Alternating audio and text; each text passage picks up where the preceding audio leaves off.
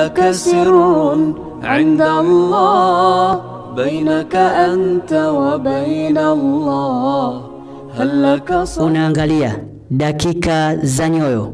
Habari yako na uhali gani ndugu mpenzi mtazamaji?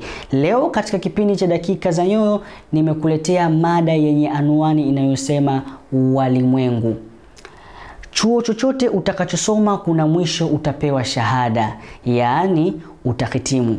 Lakini chuo kimoja tu utasoma maishani mwako mote, hautopewa shahada wala hautohitimu. Unataka kufahamu chuo chenyewe ni kipi? Walimwengu. Na huenda katika walimu hao wakawa ni watu wako wa karibu sana. Tunaishi katika dunia ambayo yajenga bomoa.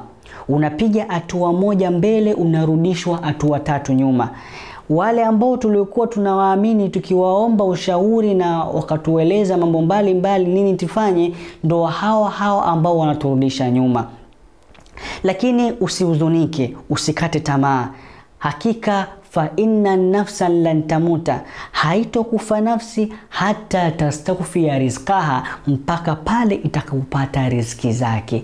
Hivyo basi tambua kuwa Mwenyezi Mungu alipokupangilia wewe utakuwa katika stage ya aina gani, basi ndipo utapofika. Ndoto zako zitatimia, na usihofie kuwa walimwengu watazuia kwa muda mfupi, lakini kama Mwenyezi Mungu amekuandalia sehemu nzuri, lazima utafika kwa idhini yake. Nikushukuru wewe ambaye umetenga muda wako kunitazama ndani ya kipindi hiki cha dakika za nyoyo.